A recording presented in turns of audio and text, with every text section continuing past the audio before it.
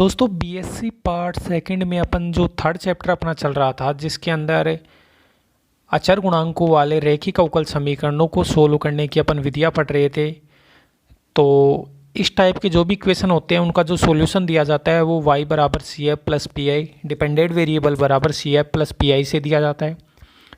C F निकालने का तरीका अपन ने थर्ड ए में पढ़ लिया था, उसके बाद में थर्ड बी भी कंप्लीट कर ली थी, और थर्ड सी में अगर क्यू एक्स की जगह e की पावर ए एक्स कोई एक्सपोनेंशियल फंक्शन दिया गया है उस तरीके से भी अपन ने क्वेश्चन को सोल्व कर लिया था।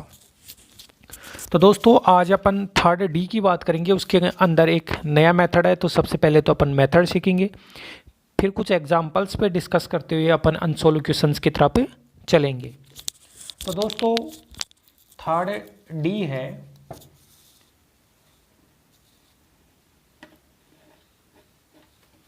इसके अंदर पढ़ना क्या है अपने को ये पढ़ना है कि अपने को ये दिया जाएगा कोई भी differential equation F D into Y बराबर क्यू एक्स, कोई भी differential equation F D into Y बराबर क्यू एक्स, और जो क्यू एक्स का मान होगा थर्ड डी के अंदर क्यू एक्स का मान होगा या तो होगा साइन ए एक्स या फिर इसकी जगह होगा कोस ए एक्स। कहने का मतलब जो राइट साइड में जो क्यू एक्स होता है उसकी जगह या तो इसमें साइन ए एक्स दिया जाएगा या कोस ए एक्स दिया जाएगा। ठीक है दोस्तों, तो सबसे पहले तो पी आई निकालने का तरीका देखते हैं। तो मैं लिखता हूँ कि 1/FD, पी आई का formula 1/FD into Q x होता है। तो 1/FD साइन ए एक्स या 1/FD कोस ए एक्स का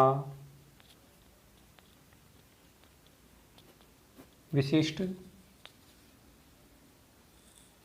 समाकल ज्ञात करना, पर्टिकुलर इंटीग्रल ज्ञात करना।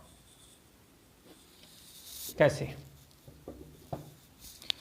अब यहाँ पे दो तरीके हैं। आपको पुट करना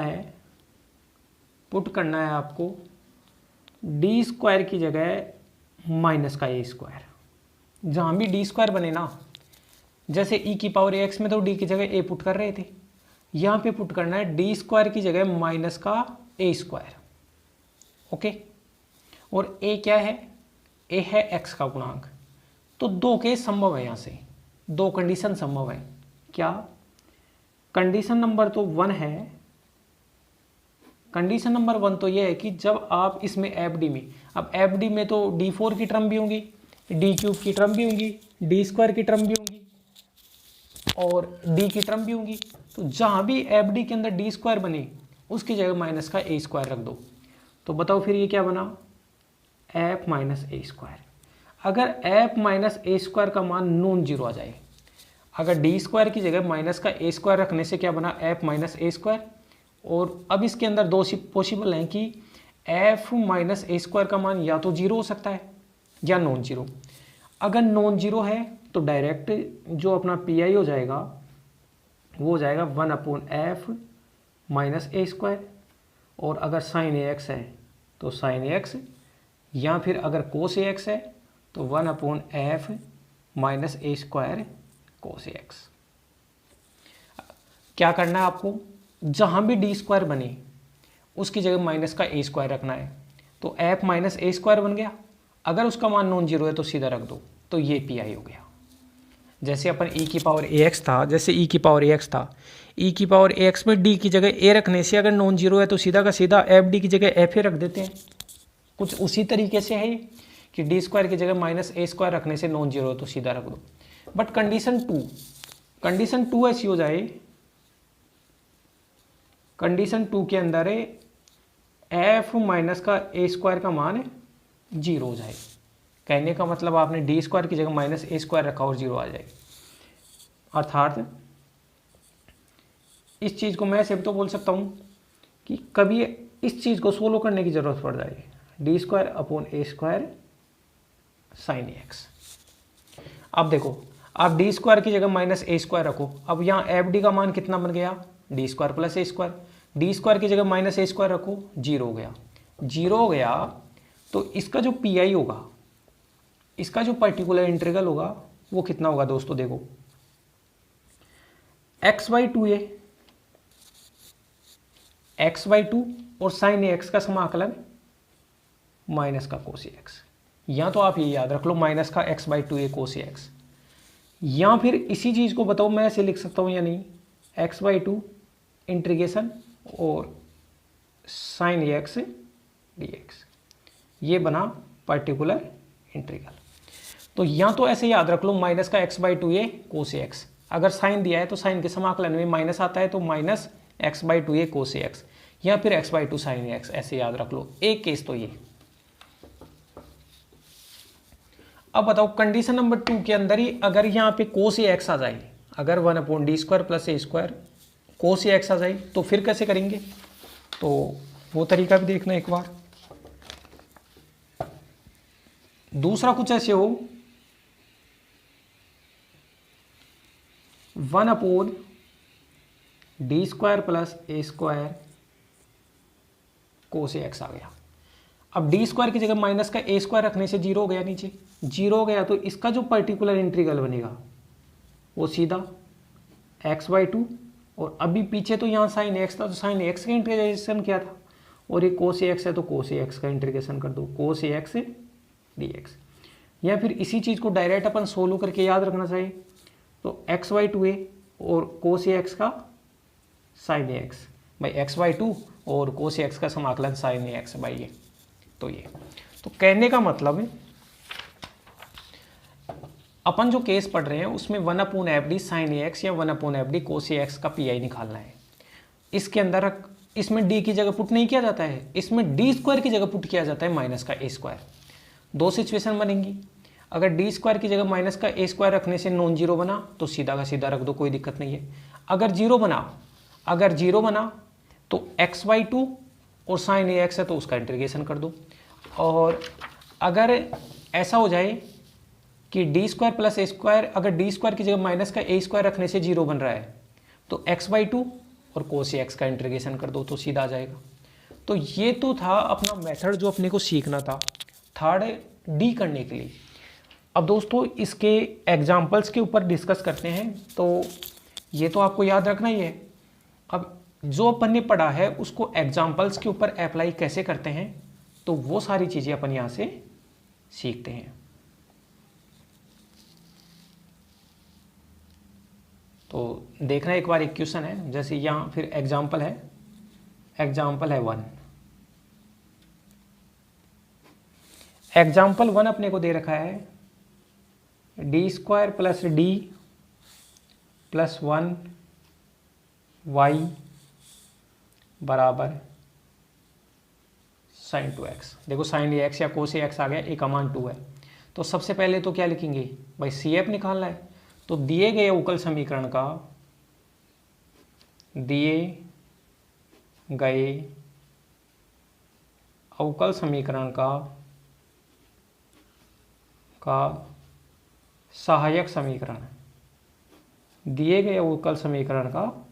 सहायक समीकरण, सहायक समीकरण को एक्सिलरी इक्वेशन बोला जाता है, जिसको ए से दर्शाया जाता है। सहायक समीकरण में एफडी में डी की जगह एम रखा जाता है, तो बना m² + m + 1 बराबर 0। क्वाड्रेटिक इक्वेशन आ गया, क्वाड्रेटिक इक्वेशन आया तो दो रूट आएंगे, तो श्रीधर आचार्य विधि से करेंगे तो -b + -b² - 4ac/2a। बताओ इस चीज़ को -1 ± आयोटा √3/2 लिख सकता हूँ। और यहाँ से m बराबर -1/2 अलग अलग कर लिया, आयोटा √3/2। दोनों रूट कॉम्प्लेक्स आए। अब ये जो कॉम्प्लेक्स रूट आया उसका रियल पार्ट तो है -1/2 और इमेजनरी पार्ट होता है जो आयोटा के गुणा में है।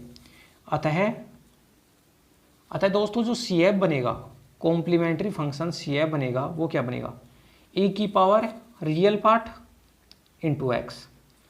देखो रियल पार्ट कितना है इस कॉम्प्लेक्स नंबर का, -1/2, e की power real part into x, C1 cos beta x तो √3/2 x, C1 cos beta x, C2 sin beta x तो √3/2 x। ई की पावर माइनस का अल्फा एक्स सी वन कोस, अगर alpha plus minus iota beta है तो ई की पावर अल्फा एक्स सी one cos beta x plus C two sine beta x. तो ये तो आ गया इसका सी एफ। ठीक है दोस्तों, तो सी एफ में तो कोई दिक्कत नहीं होनी चाहिए क्योंकि इतने सारे देख अपन ने कर लिए। तो एक बार आप वीडियो को रोक कर देख लो यहाँ से, अगर कोई प्रॉब्लम हो तो बताना, स्क्रीनशॉट ले लिया करो आप। अब इसका निकालेंगे पीआई, और एक्चुअल में अपने को पीआई तो सीखना था इस क्वेश्चन में।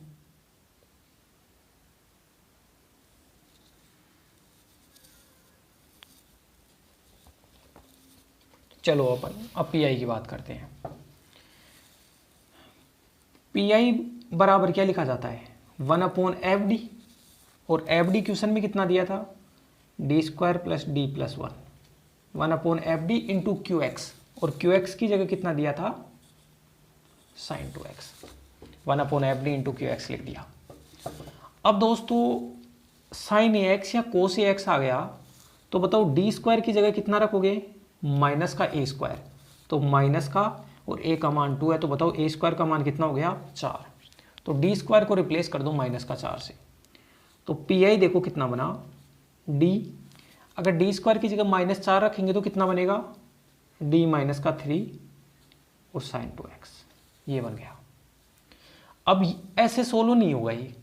अब सोल्व कैसे हो, आप नीचे डी स्क्वायर बनाओ सोल्व करने के लिए, और बताओ नीचे डी स्क्वायर बनाने के लिए आपको क्या करना पड़ेगा, नीचे जो भी आया है उसके संयुग्म से गुणा करना पड़ेगा ऊपर नीचे। तो बताओ फिर मैं इसको d+3 से ऊपर नीचे अगर गुणा कर दूं, d+3 से ऊपर नीचे गुणा कर दूं, तो नीचे डी स्क्वायर -9 बनेगा या नहीं बनेगा, बिल्कुल बनेगा, क्योंकि a प्लस बी और a माइनस बी होता है a square minus B square, और ये साइन 2x। वापस डी स्क्वायर की जगह -4 रखो, तो -4 रखोगे नीचे बनेगा माइनस का 13। ये क्या है, ये है d+3 साइन 2x। अब देखो ये बना -1/13, साइन 2x डी के साथ गया, तो बताओ डी क्या करेगा, डेरिवेटिव करेगा, तो साइन 2x का 2 कोस 2x, और ये इसके साथ गया तो ये तो साधारण गुणा है 3 साइन 2x, ये आ गया अपना पी आई। तो दोस्तों मैं क्या लिखूंगा, अतः गिवन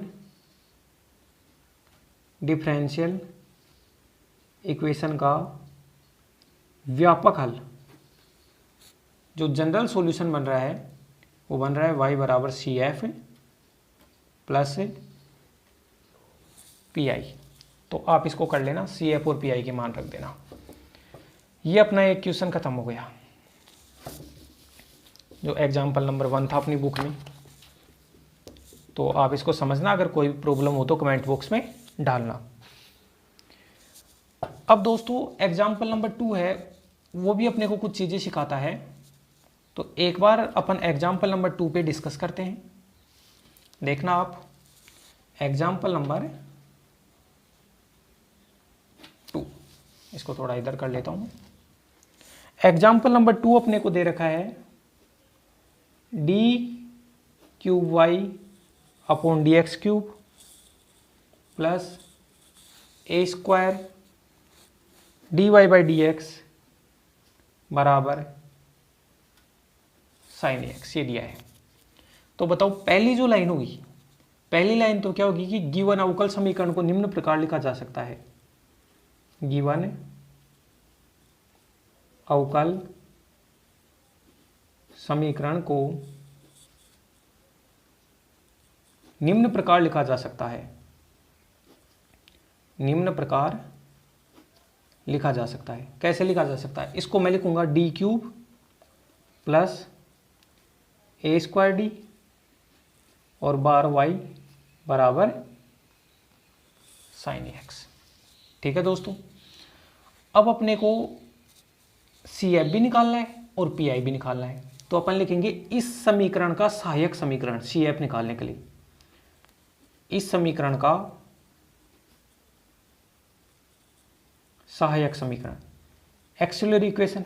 तो एफ डी इंटू वाई बराबर साइन ए एक्स आ गया, तो डी की जगह एम करो, तो m³ प्लस a² m बराबर 0, यहाँ से m बार एम स्क्वायर प्लस ए स्क्वायर बराबर 0। तो बताओ एम का मान आया, एक तो आया 0 और एम स्क्वायर प्लस ए स्क्वायर से कितना आया, प्लस माइनस ए आयोटा। इसलिए सी एफ, देखो ये तो वास्तविक रूट है और ये कॉम्प्लेक्स रूट है। तो पहले तो इसके लिए c1 ई की पावर 0x लिखता, तो ई की पावर 0x तो 1 होता है, तो c1 प्लस, अब ये कॉम्प्लेक्स नंबर है, इसमें इस कॉम्प्लेक्स नंबर का रियल पार्ट तो है नहीं, तो रियल पार्ट बाहर आता, तो रियल पार्ट नहीं है तो ई की पावर 0 तो वो तो 1 हो गया। तो c2 cos ax plus c3 sin ax, क्योंकि c2 cos beta x plus c3 sin beta x आता है और बीटा होता है आयोटा कोफिशिएंट, आयोटा कोफिशिएंट यहाँ a है तो ये हो गया। तो दोस्तों ये तो आ गया इसका सी एफ। अब अपन बात करेंगे इसके पी आई की। तो पी आई की बात करनी है तो एक बार आप देखना इसको, अपन ऐसे लिख सकते हैं ना इसको, पी आई क्या होता है, पी आई होता है 1/fd और एफ डी की जगह दे रखा है d³ प्लस ए स्क्वायर डी, और क्यू एक्स की जगह अपने को दिया था इस क्वेश्चन में साइन ए एक्स। अब बस इसको सोल्व करना है। सोल्व करना है तो कैसे सोल्व करेंगे अपन, इसको बताओ ऐसे लिख सकते हैं, यानी डी बार ले लिया, d² प्लस ए स्क्वायर साइन ए एक्स, d² प्लस ए स्क्वायर साइन ए एक्स 1/d, d² प्लस ए स्क्वायर साइन ए एक्स। बताओ d² की जगह कितना रखोगे, माइनस का ए स्क्वायर, रखने से 0 हो गया, तो सेकंड केस लगा, और सेकंड केस में इसका मान कितना होता है, सेकंड केस में होता है x/2a और साइन ए एक्स में माइनस का समाकलन करना है ना, कोस एक्स। ये सेकंड केस से अपन ने लिख दिया। अब 1/d आ रहा है, जब भी कैपिटल डी ऊपर होता है तो उसका मतलब होता है अवकलन, और 1/d, डी है वो अपोन में होता है तो उसका मतलब होता है समाकलन।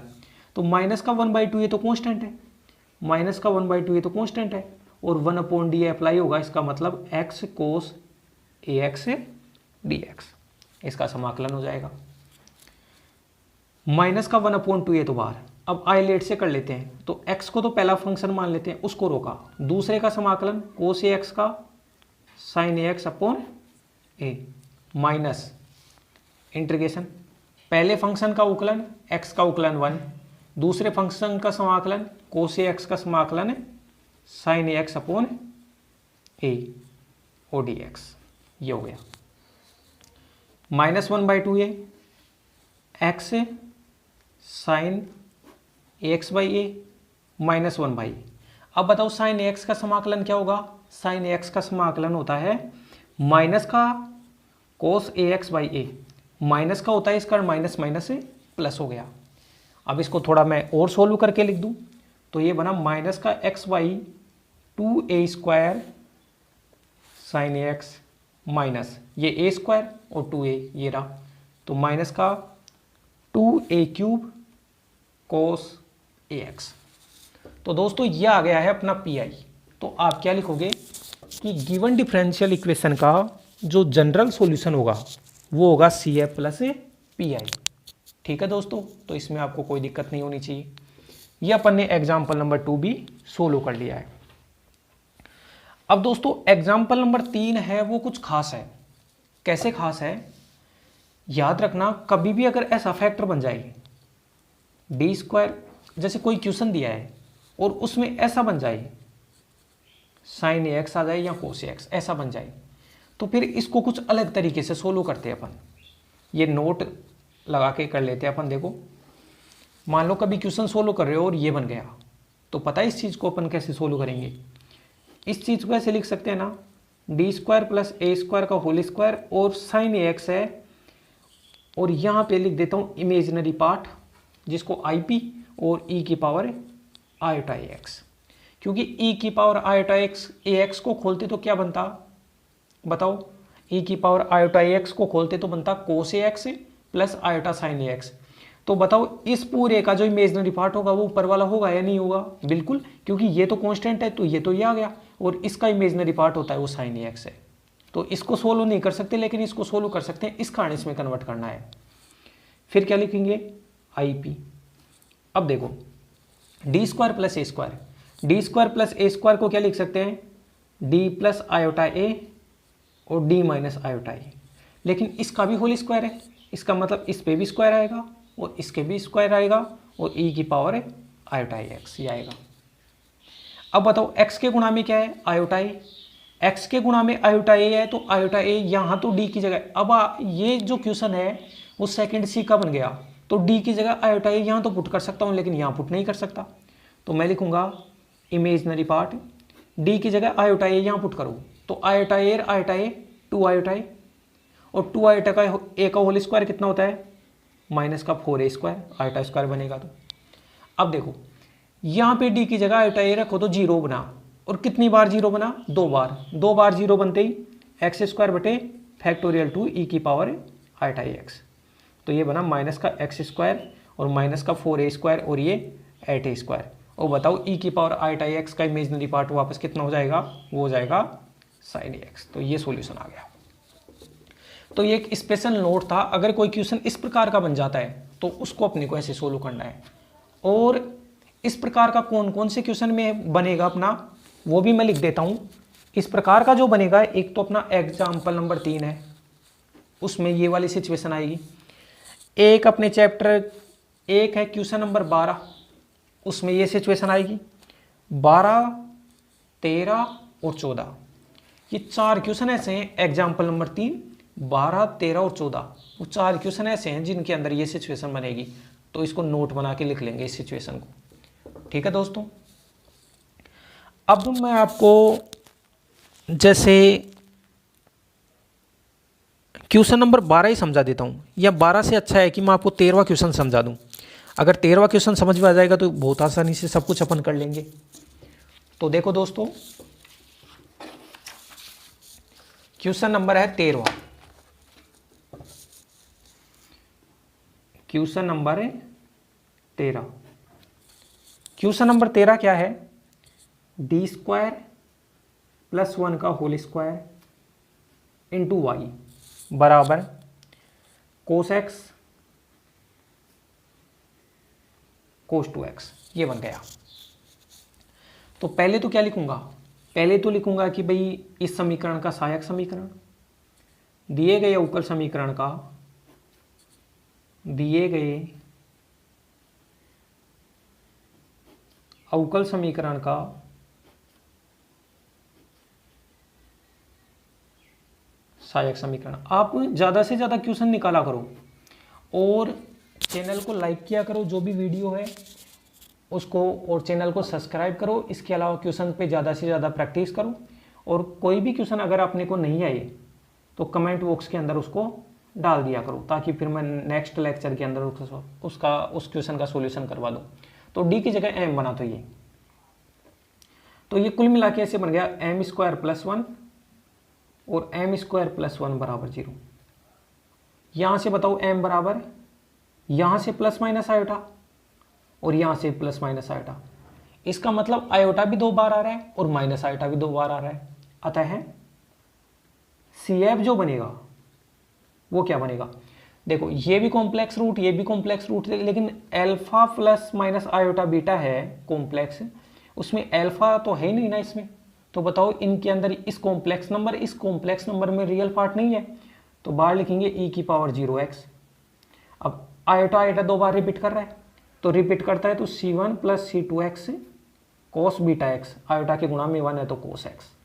आगे माइनस आयोटा भी 2 बार है तो c3 plus c4x sign beta x, तो साइन x, और e की पावर 0x होता है 1, तो कुल मिला के ये बन गया c1 plus c2x cos x plus c3 plus c4x sine x।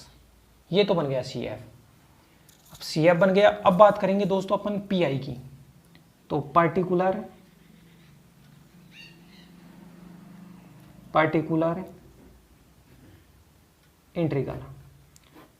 Integral जिसको PI बोलते हैं। PI क्या होता है, 1/FD, तो 1/FD डी स्क्वायर प्लस 1 का होल स्क्वायर, और QX की जगह कोस x कोस 2x। अब दोस्तों जैसे यहाँ पे मैं 2 लगा दूँ ऊपर नीचे, तो ये बने 2d² + 1 का होल स्क्वायर, और ये बने 2 cos x cos 2x, तो ये बना 2 cos c cos d। अब 2 cos c cos d का फॉर्मूला क्या होता है, cos c + d/2। मैं यहाँ पे लिख देता हूँ ये फॉर्मूला, मान लो कहीं पे ये लिखा हुआ 2 cos c cos d, तो इसका फॉर्मूला होता है cos c + d/2 plus cos c - d/2। तो ये फॉर्मूला अपने को याद रखना है 2 cos c cos d का। तो ये फॉर्मूला अप्लाई करने के बाद में ये क्या बन जाएगा, देखो ये बनेगा pi बराबर 1/2 d² + 1 का whole square, 2 cos c cos d। अच्छा ये बाई 2 नहीं आता है, सॉरी, cos c + d, तो ये बनेगा cos 3x और ये बनेगा cos x। इन दोनों को जोड़ देंगे और इसमें से इसको घटा देंगे तो cos x। ये बाई 2 नहीं आता है, इसको सही कर लेना, cos c + d cos c - d। तो कुल मिला के ये सिचुएशन बन गई। अब इसको सोल्व करना है, तो एक बार अलग अलग कर लो, 2i's d² + 1 का whole square cos 3x plus 1/2i's d² + 1 का होल स्क्वायर cos x। अब इसको तो अपन आसानी से सोल्व कर सकते हैं। कैसे कर सकते हैं कि d² की जगह माइनस का a² रखना है, और a की जगह 3 है तो a² का मान 9। यहाँ पे -9 रखोगे, -9 रखोगे तो माइनस का 8 बनेगा, और 8 का होल स्क्वायर कितना होता है 64, और 64 दूनों 128। तो d² की जगह -9 रखते ही 128 cos 3x प्लस 1/2 और d² + 1 का होल स्क्वायर cos x। अब इसके अंदर तो रखेंगे नहीं, क्योंकि अभी जो मैं नोट पॉइंट लगाकर जिस सिचुएशन की बात की थी मैंने, वो सिचुएशन बन गई ना, तो इसको मैं अलग से सोल्व कर लेता हूँ। इतने से पार्ट को, ये जो पार्ट है उसको मैं अलग से सोल्व कर लेता हूँ। क्या, 1/d² + 1 का होल स्क्वायर cos x। तो बताओ उसको अपन ऐसे लिख सकते हैं या नहीं, d² + 1 का होल स्क्वायर cos x को e⁻iota x, और उसका रियल पार्ट, e⁻iota x का रियल पार्ट क्या होता है, cos x होता है। तो यहाँ पे रियल पार्ट, अगर साइन होता तो इमेजिनरी पार्ट, और cos होता तो रियल पार्ट। अब देखो d² + 1 है तो उसको d + iota का होल स्क्वायर और d - iota का होल स्क्वायर और e⁻iota x, ये लिख दिया। अब आयोटा अगर d की जगह यहाँ रख दे तो कोई प्रॉब्लम नहीं है, तो यहाँ तो आयोटा रखा तो रियल पार्ट, यहाँ आयोटा रखा तो आयोटा और आयोटा 2 आयोटा, और 2 आयोटा का होल स्क्वायर किया तो 4 आयोटा स्क्वायर, और 4 आयोटा स्क्वायर का मान कितना है -4, तो यहाँ तो रख दिया। अब d की जगह आयोटा यहाँ पुट करो तो 0 बनेगा, 0 बनेगा तो कितनी बार बनेगा, 2 बार बनेगा, पावर है तो x² बटे फैक्टोरियल 2 e⁻iota x। तो ये बन गया x² बटे माइनस का 8, 4 दूनी 8, और e⁻iota x का रियल पार्ट क्या होता है cos x। तो इसलिए जो pi बना, अब देखो यहाँ पे मान रख दे वापस, pi बना वो बना 128 cos 3x, और इसको इस 2 से भी गुणा करना है ना इसको, तो माइनस का x² बटे 16 cos x, ये pi आ गया। तो दोस्तों अपन ये लिखेंगे कि गिवन डिफरेंशियल इक्वेशन का जो सॉल्यूशन है, गिवन डिफरेंशियल इक्वेशन का जो सॉल्यूशन है, अच्छा ये क्वेश्चन नंबर कौन सा था, क्वेश्चन नंबर था ये 13। तो गिवन डिफरेंशियल इक्वेशन का जो सॉल्यूशन है वो CF जो पहले निकाला था और ये PI, इन दोनों के सम के बराबर होता है। तो ये अपना क्वेश्चन है, क्वेश्चन नंबर 13 अपन ने सोल्व किया है। तो इस तरीके से अपन बहुत सारे क्वेश्चंस कर सकते हैं। तो दोस्तों इस लेक्चर में मैं इतने ही क्वेश्चंस लेता हूँ आपके। तो मैंने एक तो मेथड बताया आपको और 2 एग्जाम्पल बताए हैं, पहला दूसरा, तीसरा एग्जाम्पल आपके लिए छोड़ा है। इसके अलावा दोस्तों ये जो थर्ड डी है उसमें 18 क्वेश्चन है अनसोल्व। कितने क्वेश्चन है, 18 क्वेश्चन है। 18 क्वेश्चन में एक क्वेश्चन तो मैंने करवा दिया, 13वां क्वेश्चन, तो 17 क्वेश्चन तो ये बचे आपके लिए, 17 तो ये बचे, और एक एग्जाम्पल बचा हुआ है आपका, एग्जाम्पल नंबर 3। तो टोटल 18 क्वेश्चन है, 3 मैंने करवा दिए और टोटल 18 आपको ये करने हैं। जब भी आपको ये लेक्चर मिलेगा तो ऐसे नहीं है कि भाई इसको आप सोचोगे कि भाई बाद में देख ले या 1-2 दिन में कर लेंगे, ऐसा कुछ नहीं है। आपको तुरंत इसको पढ़ना है, ज़्यादा नहीं, 30-35 मिनट का वीडियो होता है। एक बार इस पूरे लेक्चर को देखा करो और आपसे ये रिक्वेस्ट है कि आप वीडियोज़ को डाउनलोड मत किया करो। जो भी वीडियो देखो वो आप ऑनलाइन देखा करो, क्योंकि इससे चैनल के ऊपर वॉच टाइम वगैरह में प्रॉब्लम आती है। अगर आप डाउनलोड करते हो तो प्लीज़ आपसे रिक्वेस्ट है कि डाउनलोड मत किया करो। और इसके अलावा जो भी क्वेश्चंस हैं वो एक का एक क्वेश्चन अपने को करना है। एक सिंगल क्वेश्चन ऐसे नहीं होना चाहिए कि जो अपने से सोल्व ना हो। तो मैं क्या करता हूँ कि आपको फॉर्मेट सिखा देता हूँ और उस फॉर्मेट को कुछ क्वेश्चंस वगैरह लेके उन पे अप्लाई करना सिखा देता हूँ। लेकिन अब एक एक क्वेश्चन यहाँ कराना तो पॉसिबल है नहीं, वरना फिर बहुत ज़्यादा टाइम लग जाएगा। तो आप एक एक क्वेश्चन पे प्रैक्टिस किया करो और किसी भी क्वेश्चन में कोई डाउट हो तो आप कमेंट बॉक्स में डाला करो, ताकि मैं अगले लेक्चर में उस क्वेश्चन को समझा सकूं। ठीक है दोस्तों, ये 3rd डी का मैंने मेथड बताया है, कुछ क्वेश्चंस मैंने करवाए हैं। तो आज जब भी ये वीडियो मिले तो तुरंत आप इसको पढ़ना चालू कर देना और उसके बाद में क्वेश्चंस करना, फिर कमेंट बॉक्स में डालना। तो कल 4 बजे से पहले कल के शाम के 4 बजे से पहले मेरे को ये बता देना कि सर इस क्वेश्चन में प्रॉब्लम थी, तो फिर मैं वो क्वेश्चन आपको समझाऊंगा और फिर अपने अगले लेक्चर को पढ़ेंगे। जो भी 3rd अपना ई है उसके बारे में अपन बात करेंगे दोस्तों। तो धन्यवाद तब तक के लिए।